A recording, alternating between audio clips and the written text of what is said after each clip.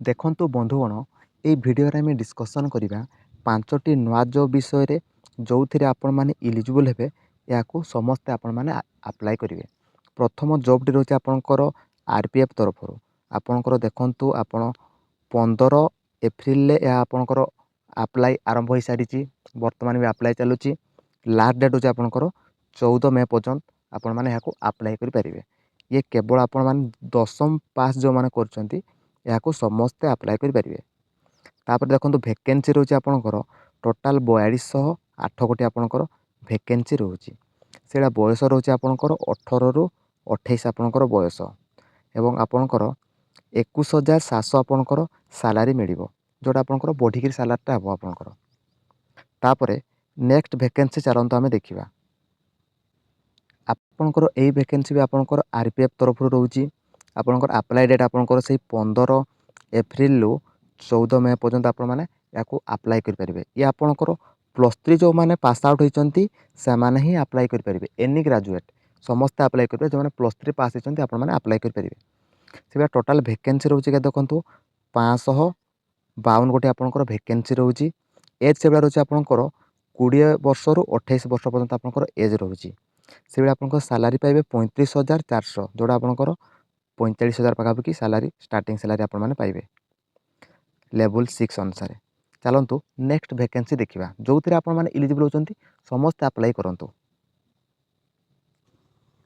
ଆପଣଙ୍କର ଏଇ ଭେକେନ୍ସିଟି ରହୁଛି ଆପଣଙ୍କର SSC ତରଫରୁ।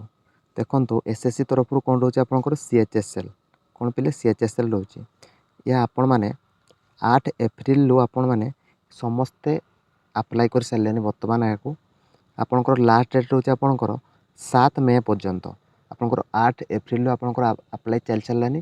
ଲାଷ୍ଟ ଡେଟ୍ ହେଉଛି ଆପଣଙ୍କର 7 ମେ ପର୍ଯ୍ୟନ୍ତ। ଯେଉଁମାନେ ବି ଆପ୍ଲାଏ କରିନାହାନ୍ତି ଏହାକୁ ସମସ୍ତେ ଆପ୍ଲାଏ କରନ୍ତୁ। ଆପଣଙ୍କର ST SC ମାନଙ୍କ ପାଇଁ ଫ୍ରି, ଆଉ ଜେନେରାଲ୍ OBC ପାଇଁ 100 ଟଙ୍କା, ଆଉ ଝିଅ ପିଲା ପାଇଁ କିଛି ବି ଆପଣଙ୍କର ଫି ପଡ଼ିବ ନାହିଁ। ତାପରେ ଦେଖନ୍ତୁ କ୍ୱାଲିଫିକେସନ୍ କ'ଣ ରହିଲା। ଦେଖନ୍ତୁ ଦୁଇଟା ଆପଣଙ୍କର ଏଠି ରହୁଛି, ଆପଣଙ୍କର ଦୁଇଟା ଆପଣଙ୍କର ପୋଷ୍ଟ ରହୁଛି। ଗୋଟେ ହେଉଛି ଲୋୟର ଡିଭିଜନ କ୍ଲର୍କ, ଆଉ ଗୋଟେ ରହୁଛି ଆପଣଙ୍କର ଡାଟା ଏଣ୍ଟ୍ରି ଅପରେଟର। ଟୋଟାଲ୍ ଆପଣଙ୍କର 3,712 ଗୋଟି ଆପଣଙ୍କର ପୋଷ୍ଟ ଅଛି। ଦେଖନ୍ତୁ ପିଲେ 3,712 ଗୋଟି ଆପଣଙ୍କର ପୋଷ୍ଟ ଅଛି। ତାପରେ ଦେଖନ୍ତୁ ଆପଣଙ୍କର ଏଜୁକେସନ୍ କ୍ୱାଲିଫିକେସନ୍ କ'ଣ ରହିବ। ଦେଖନ୍ତୁ ଯେଉଁମାନେ DO ପାଇଁ ଆପ୍ଲାଏ କରିବେ, ଡାଟା ଏଣ୍ଟ୍ରି ଅପରେଟର ପାଇଁ, ସେମାନେ ହେଉଛି +2ରେ ସାଇନ୍ସ କରିଥିବା ଦରକାର। +2ରେ ସାଇନ୍ସ କରିଥିବା ଦରକାର। ଆଉ ଆପଣଙ୍କର ଏନି ଷ୍ଟ୍ରିମ୍ରେ ଆପଣଙ୍କର ମ୍ୟାଥମେଟିକ୍ସ ସବଜେକ୍ଟ ଆପଣଙ୍କର ଥିବା ଦରକାର।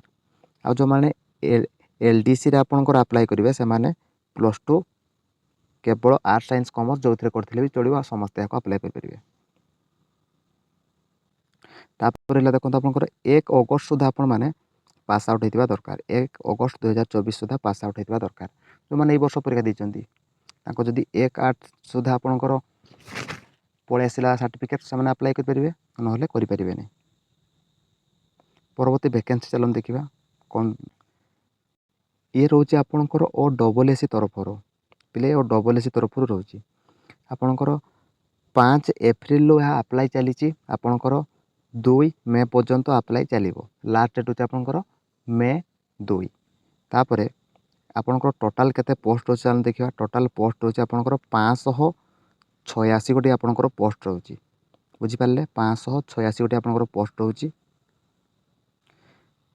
ତାପରେ ରହୁଛି ଆପଣଙ୍କର ଏଜ୍ ରହୁଛି ଆପଣଙ୍କର 21 ବର୍ଷରୁ 38 ବର୍ଷ ପର୍ଯ୍ୟନ୍ତ ଏହାକୁ ଆପ୍ଲାଏ କରିପାରିବେ। 21ରୁ ପିଲେ 38 ବର୍ଷ ପର୍ଯ୍ୟନ୍ତ ଏହାକୁ ଆପ୍ଲାଏ କରିପାରିବେ। ତାପରେ ନେକ୍ସଟ ଦେଲା ଆପଣଙ୍କର କ୍ୱାଲିଫିକେସନ୍ ଆପଣମାନେ ମିନିମମ୍ +3 ପାସ୍ କରୁଥିବା ଦରକାର, ଏନି ଡିଗ୍ରୀ। ବୁଝିପାରିଲେ ପିଲା, ଆପଣଙ୍କର ମିନିମମ୍ +3 ପାସ୍ ଯେଉଁମାନେ କରିଥିବେ ଏହାକୁ ସମସ୍ତେ ଆପ୍ଲାଏ କରିପାରିବେ। OSSC CGL। ବୁଝିପାରିଲେ ପିଲେ। ଚାଲନ୍ତୁ ପରବର୍ତ୍ତୀ ଭେକେନ୍ସି ଦେଖିବା। ଯେଉଁମାନେ ବି ଆପ୍ଲାଏ କରିନାହାନ୍ତି ସମସ୍ତେ ଆପ୍ଲାଏ କରନ୍ତୁ। ଇଏ ଆପଣଙ୍କର ଫ୍ରିରେ ଆପ୍ଲାଏ ହେଇଯିବ। OSSCରେ ଫ୍ରିରେ ଆପ୍ଲାଏ ହେବ ସମସ୍ତଙ୍କର। ଆପଣଙ୍କର ଏଇ ଭେକେନ୍ସି ଆପଣଙ୍କର ଇଏ ବି ଆପଣଙ୍କର OSSC ତରଫରୁ ଆସିଛି, ଯେଉଁଟା ଆପଣଙ୍କର +2 ପାସ୍ ରହୁଛି। ଆପଣଙ୍କର ସମସ୍ତେ ଆପ୍ଲାଏ କରିପାରିବେ। ତାପରେ ଆପଣଙ୍କର ଦେଖନ୍ତୁ, ଇଏ ଆପଣଙ୍କର ଆପ୍ଲାଏ ଆପଣଙ୍କର 25 ଏପ୍ରିଲରୁ ଆପଣମାନେ 24 ମେ ପର୍ଯ୍ୟନ୍ତ ଏହାକୁ ସମସ୍ତେ ଆପ୍ଲାଏ କରିପାରିବେ। ଆପଣଙ୍କର ରହିଲା ୱେବସାଇଟ୍ ହେଉଛି ଆପଣଙ୍କର OSSC gov.in ସାଇଟ୍ରେ ଏହାକୁ ସମସ୍ତେ ଆପ୍ଲାଏ କରିବେ। ଯେଉଁମାନେ ଯେଉଁଥିପାଇଁ କ୍ୱାଲିଫିକେସନ୍ ହେଉଛନ୍ତି ସମସ୍ତେ ଆପ୍ଲାଏ କରନ୍ତୁ।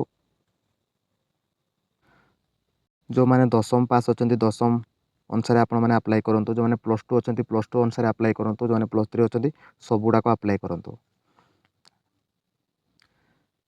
ଯେଉଁମାନେ ତ ଆମ ଚ୍ୟାନେଲକୁ ପ୍ରଥମ ଥର ଆସିଛନ୍ତି ଚ୍ୟାନେଲକୁ ସବସ୍କ୍ରାଇବ୍ କରନ୍ତୁ ଏବଂ ଆପଣମାନଙ୍କର ସାଙ୍ଗସାଥିମାନଙ୍କୁ ଭିଡ଼ିଓଟି ସେୟାର କରନ୍ତୁ ଏବଂ ଭିଡ଼ିଓଟି ଗୋଟେ ଲାଇକ୍ କରନ୍ତୁ।